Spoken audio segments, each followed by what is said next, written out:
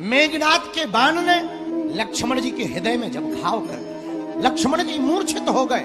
हनुमान जी ने गोद में श्री लक्ष्मण जी को उठाया और राम जी के पास ले गए, रोने लगे। राम जी क्या हुआ सरकार, आप रो क्यों रहे? हनुमान जी तुरंत चित्कार करके बोले, प्रभु श्री राम आप रो मत, आप कहो तो मैं तुरंत चंद्रमा को निचोड़ दूं। हमने सुना है चंद्रमा में अमृत है, और अगर चंद्रमा में अमृत है तो हम चंद्रमा को निचोड़कर अमृत को लाकर लक्ष्मण के मुख में डाल दें। हनुमान जी दोनों हाथ जोड़कर बोले, सरकार आप रो मत, आप कहो तो चंद्रमा को ही नहीं, जो मौत है मौत को ही मार डालूं, झंझट ही खत्म हो जाए। मौत मर जाएगी तो क्या लक्ष्मण को खाएगी? राम जी बोले नहीं, इसकी आवश्यकता नहीं। क्या किया जाए? विभीषण जी से पूछा, आप ही कोई उपाय बताओ। विभीषण जी बोले, महाराज एक ही उपाय है, हमारी लंका में एक ही वैद्य है, नाम है सुसेन, वही उपचार बता सकता है। कौन जाए सुसेन को लेने?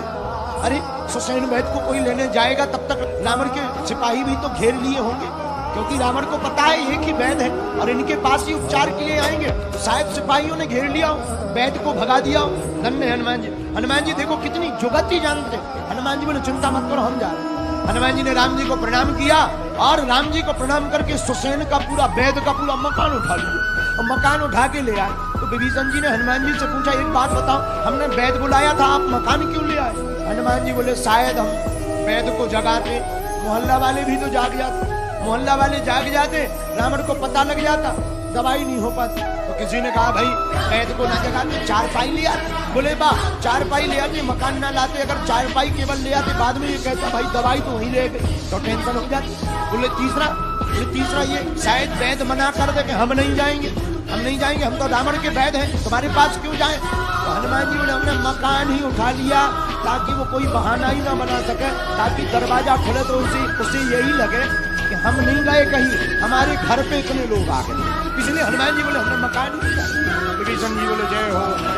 सुसेन को जगाया, क्या बात है, दवाई बताओ। सुसेन मेरा देखो भाई एक ही दवा है, अब बहुत कठिन है। हनुमान जी बोले, कौन सी दवा? तुम तो कहो त्रिकूट पर्वत ले आए, पूरा संसार उठा डाले, जहां होगी वहां ले आएंगे एक क्षण में। सुसेन वैद्य बोले, देखो भाई हिमालय में एक ही पर्वत पर आपको संजीवनी बूटी लानी है, इसके अलावा कोई उपचार नहीं। हनुमान जी बोले, चिंता मत करो। हनुमान जी गए तो रास्ते में काल नेमी मिला, और काल नेमी का मतलब भी है समय चक्र। काल माने समय, नेमी मतलब चक्र। रास्ते में हनुमान जी को काल नेमी मिला, वो भी समय का प्रतीक है। और धन्य है वीर बजरंग बली, काल नेमी के चक्कर में नहीं फंसे, काल नेमी को ही अपने चक्कर में फंसा के राम नाम सत्य कर दिया। हनुमान जी महाराज काल नेमी के सामने गए, काल नेमी बोला, गुरु दीक्षा ले लो। हनुमान जी बोले, गुरु जी अगर दीक्षा ले नहीं तो पहले स्नान कर आओ। स्नान करने गए, मगरिया ने पैर पकड़ लिया, और मगरिया ने पैर पकड़ा, हनुमान जी ने एक चरण का प्रहार किया, मगरिया का स्वाहा हो गया। धन्य है वीर हनुमान जी। हनुमान जी ने मगरिया को मारा, मगरिया बोली, जो तुम्हारे गुरु जी असली नहीं है, असली नहीं, नकली है, नकली। उनके चक्कर में मत पड़ो, नकली है, काल नहीं है, काल नहीं। हनुमान जी बोले, धन्यवाद, thank you very. Hanuman ji गुरु जी के पास आए, गुरु जी बोले, दीक्षा ले लो। हनुमान जी बोले, पहले दक्षिणा ले लो। नहीं, काल नेमी बोला, पहले दीक्षा फिर दक्षिणा। हनुमान जी बोले, हमारी जिंदगी में उल्टा है, पहले दक्षिणा फिर दीक्षा देने लायक बच्चों को। बोलो सीताराम। और दक्षिणा देने के लिए ज्यों चरण पकड़े सो पहले एक बार नीचे पटका, फिर ऊपर जय जय सीताराम। और संजीवनी बूटी लेने के लिए हनुमान जी गए, तो हनुमान जी के साथ खेल हो गया। क्या?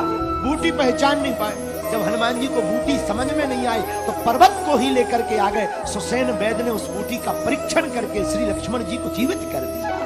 हनुमान जी महाराज पहाड़ लेकर उड़े, रास्ते में अयोध्या पड़ा।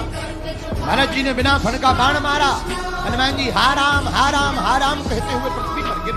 भरत जी को लगा कोई राम भक्त, अरे ये राक्षस नहीं राम भक्त, हमें लग रहा था कोई राक्षस अयोध्या को डुबाने लुटाने आए। भरत जी कौन हो भाई? हनुमान जी कहते हैं, हम राम जी के दूत हैं, नाम हमारा अंजना नंदन हनुमान, हमसे बड़ा अपराध हो, हमें लगा कोई और है, आप तो हमारे भैया के दूत। क्या बात? हनुमान जी ने पूरी कहानी बताई, हमें जल्दी जाना है, लक्ष्मण भैया को संजीवनी पहुंचानी, घाव हो गया, शक्ति लगी।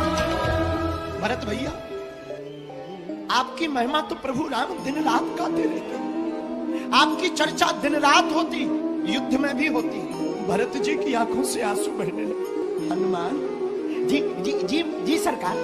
भरत जी बोले हनुमान हम प्रभु के किसी काम न आ सके। अरे हमारा अपराध था, हमारे कारण प्रभु राम बन गए और हमारे ही कारण आज प्रभु को इतना कष्ट सहना पड़ा। हनुमान जी बोले सरकार हम जाएं?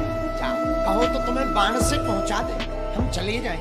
हनुमान जी ने पर्वत लिया, द्रोणागिरी पर्वत को उठाया और जाने लगे। सभी बानर भालू देख रहे हैं रास्ता ऊपर की तरफ के सूर्योदय होने के पहले हनुमान जी आ जाए। प्रभु श्री राम गोद में लक्ष्मण जी रखे, झरझर आंखों से आंसू बहाते, हे लक्ष्मण, भैया लक्ष्मण उठ जाओ, भैया लक्ष्मण देखो सुबह होने वाली है, उठ जाओ। और श्री हनुमान जी महाराज ने द्रोणागिरी पर्वत लाकर के, जामवंत जी ने पूछा कि हमने तुम्हें बूटी के लिए भेजा था, तुम पर्वत लेकर क्यों आए?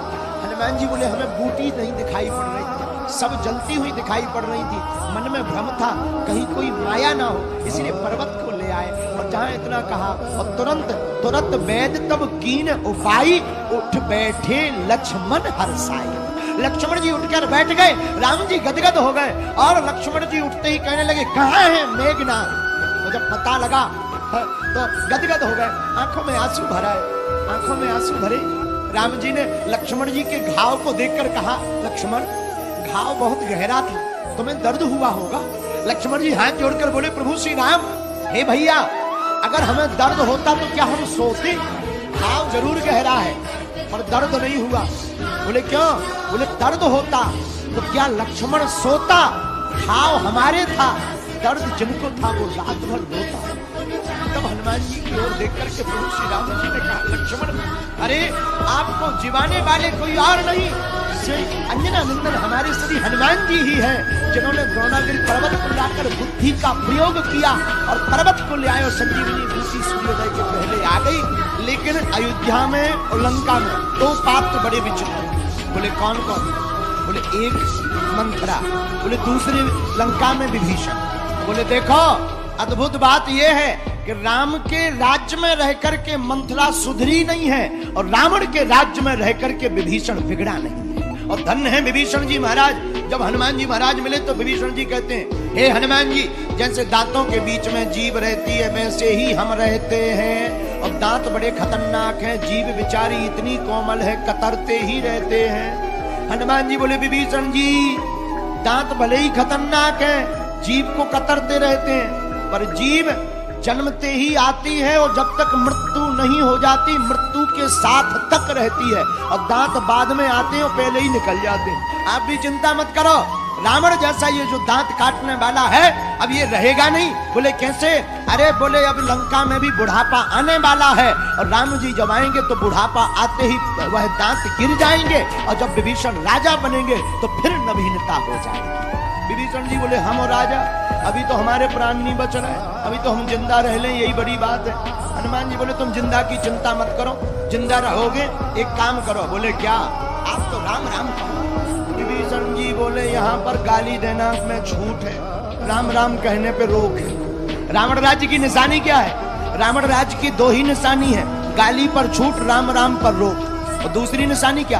फलाहार पर रोक, बाकी उल्टा सीधा खूब खाओ। और आप रामायण पढ़ना तो सुंदरकांड में यही है। हनुमान जी माता जानकी जी से बोले माँ हमने बाग देखा, बाग में फल देखे तो हमें भूख लगी, भूखा, भूख नहीं भूखा। माता जानकी जी बोली हनुमान जी बाग मत जाओ, फल मत खाओ। क्यों? सिक्योरिटी गार्ड खाने नहीं देंगे। हनुमान जी हाथ जोड़ के बोले माता जी बड़ा विचित्र देश है। बोले क्यों? बोले यहाँ पर फलाहार करने में रोक है, उल्टा सीधा खाने में स्वतंत्रता है। तो हनुमान जी बोले विभीषण जी राम राम कहो। विभीषण जी बोले राम राम, आप प्राण लेवा करके ही मानोगे का तेरी भी करवा कर मानोगे? हनुमान जी बोले राम राम कहो मत, दीवाल पे भी लिख दो। विभीषण जी बोले जो